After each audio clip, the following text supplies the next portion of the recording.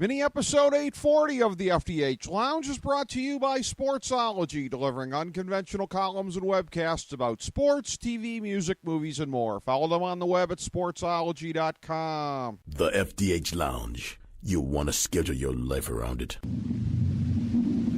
A long time ago, on a gloomy, wet Cleveland spring night, two men stand alone amidst the late-night drizzle. Their voices echo across the vacant station parking lot as they debate the merits of the great American radio show that have been missing for far too long. On that night, an idea was born. That idea became the FDH Lounge.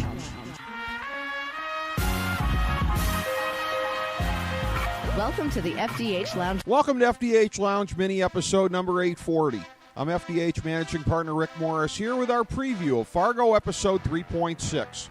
Here are the top 5 developments coming out of the third season's 5th episode. Number 5.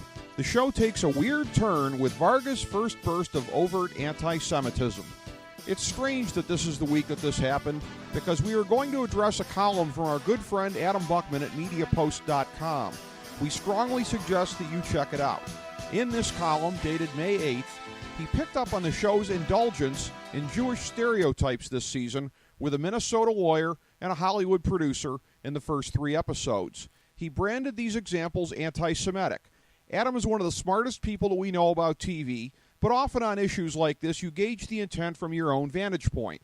From our vantage point, we may have differed somewhat in terms of seeing them not intended as anti-Semitism, rather simply ill-advised attempts to be cute that are tone-deaf in a time when the alt-right is reviving anti-Semitic imagery.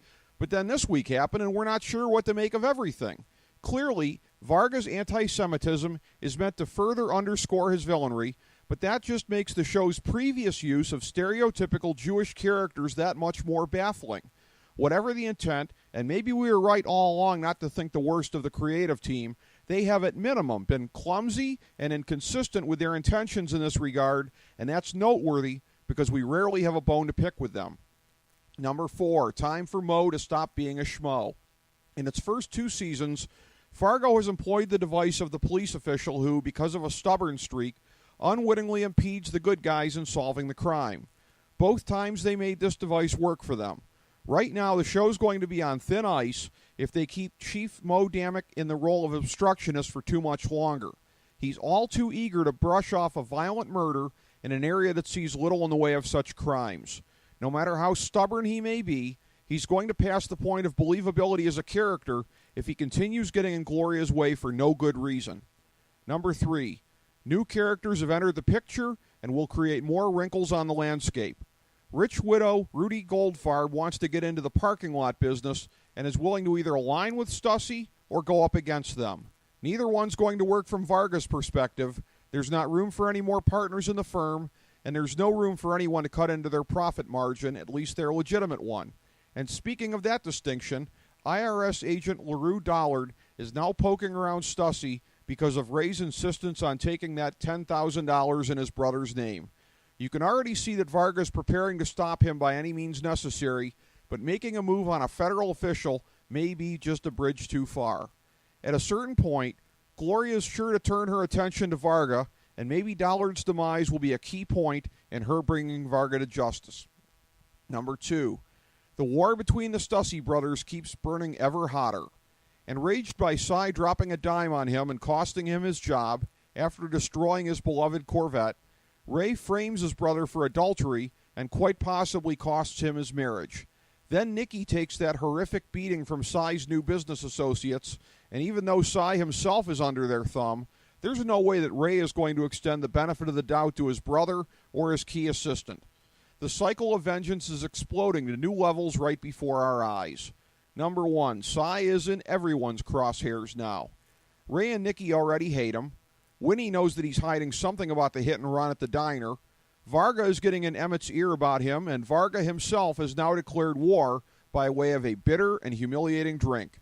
He may be about to become a man truly vulnerable and alone, who despite his pretense of being a fixer isn't capable of doing anything truly tough at all. We're at the halfway point of the season and can already see the point where things will get really bananas in true Fargo tradition. When that happens, if Varga hasn't outright done away with Cy by then, he could well become the biggest wild card of all.